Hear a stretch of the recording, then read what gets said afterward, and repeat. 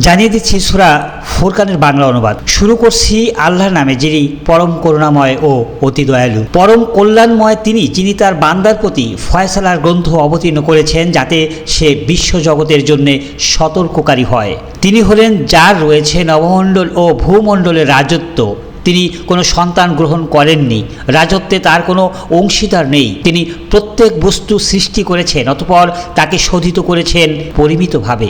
তারা তার পরিবর্তে কত উপাস্য গ্রহণ করেছে, যারা কিছুই সৃষ্টি করে না এবং তারা নিজেরাই সৃষ্ট এবং নিজেদের ভালো করতে পারে না, মন্দও করতে পারে না, বরং জীবন মরণ ও পুনরুজ্জীবনেও তারা মালিক নয়। কাফেররা বলল, এটা মিথ্যা বই নয় যা তিনি উদ্ভাবন করেছেন এবং অন্য লোকেরা তাকে সাহায্য করেছে।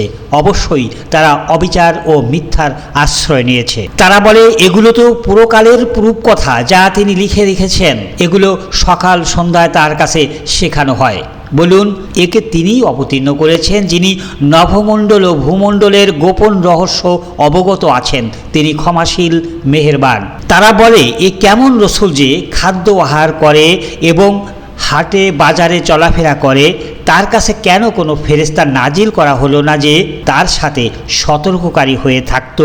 অথবা তিনি ধন ভাণ্ডার প্রাপ্ত হলেন না কেন? অথবা তার একটি বাগান হলো না কেন যা থেকে তিনি আহার করতেন? জালেমরা বলে, তোমরা তো একজন জাদুগ্রস্ত ব্যক্তিরই অনুসরণ করো মাত্র।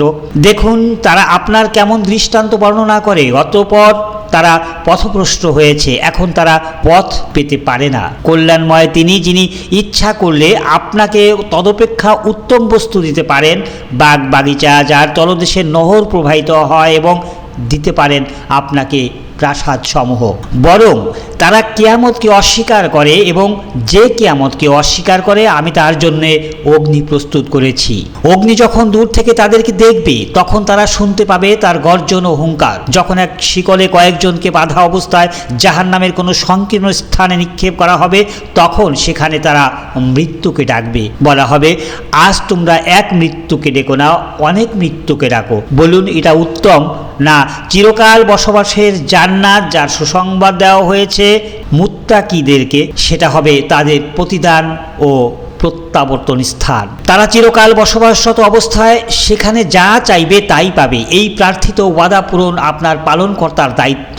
সেদিন আল্লাহ একত্রিত করবেন তাদেরকে এবং তারা আল্লাহর পরিবর্তে যাদের ইবাদত করত তাদেরকে। সেদিন তিনি উপাস্যদেরকে বলবেন, তোমরাই কি আমার এই বান্দাদেরকে পথভ্রষ্ট করেছিলে? না, তারা নিজেরাই পথভ্রষ্ট হয়েছিল। তারা বলবে, আপনি পবিত্র, আমরা আপনার পরিবর্তে অন্যকে মুরব্বী গ্রহণ করতে পারতাম না, কিন্তু আপনি তো আমাদেরকে এবং তাদের পিতৃপুরুষদেরকে ভোগ সম্ভার দিয়েছিলেন, ফলে তারা আপনার স্মৃতি বিস্মৃত হয়েছিল এবং তারা ছিল ধ্বংসপ্রাপ্ত জাতি।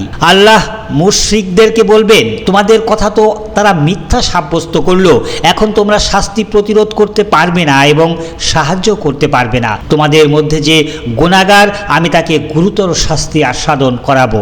আপনার পূর্বে যত রাসূল প্রেরণ করেছি, তারা সবাই খাদ্য গ্রহণ করত এবং হাটে বাজারে চলাফেরা করত।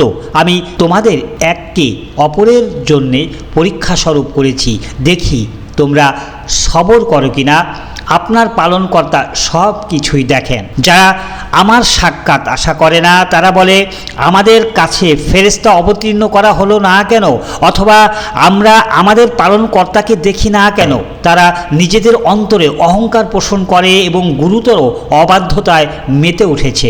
যেদিন তারা ফেরেশতাদেরকে দেখবে, সেদিন অপরাধীদের জন্য কোনো সুসংবাদ থাকবে না এবং তারা বলবে, কোনো বাধা যদি তা আটকে রাখত, আমি তাদের কৃতকর্মের প্রতি মনোনিবেশ করব, অতঃপর সেগুলোকে বিক্ষিপ্ত ধূলিকণা রূপে করে দেব। সেদিন জান্নাতবাসীদের বাসস্থান হবে উত্তম এবং বিশ্রামস্থল হবে মনোরম। সেদিন আকাশ মেঘমালা সহ বিদীর্ণ হবে এবং সেদিন ফেরেশতাদের নামিয়ে দেওয়া হবে।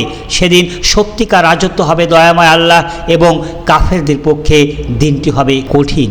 জালেম সেদিন আপন হস্তদয় দংশন করতে করতে বলবে, হায় আফসোস, আমি যদি রসুলের সাথে পথ অবলম্বন করতাম, হায় আমার আমার দুর্ভাগ্য, আমি যদি অমুককে বন্ধুরূপে গ্রহণ না করে আমার কাছে উপদেশ আসার পর সে আমাকে তা থেকে বিভ্রান্ত করেছিল। শয়তান মানুষকে বিপদকালে ধোঁকা দেয়। রসুল বললেন, হে আমার পালনকর্তা, আমার সম্প্রদায় এই কোরআনকে প্রলাপ সাব্যস্ত করেছে। এমনিভাবে প্রত্যেক নবীর জন্য আমি অপরাধীদের মধ্য থেকে শত্রু করেছি। আপনার জন্য আপনার পালনকর্তা পথপ্রদর্শক ও সাহায্যকারী রূপে যথেষ্ট। সত্য প্রত্যাখ্যানকারী বলে, তার প্রতি সমগ্র কোরআন এক দফায় অবতীর্ণ হলো না কেন? আমি এমনিভাবে অবতীর্ণ করেছি এবং ক্রমে ক্রমে আবৃত্তি করেছি আপনার অন্তঃকরণকে মজবুত করার জন্যে।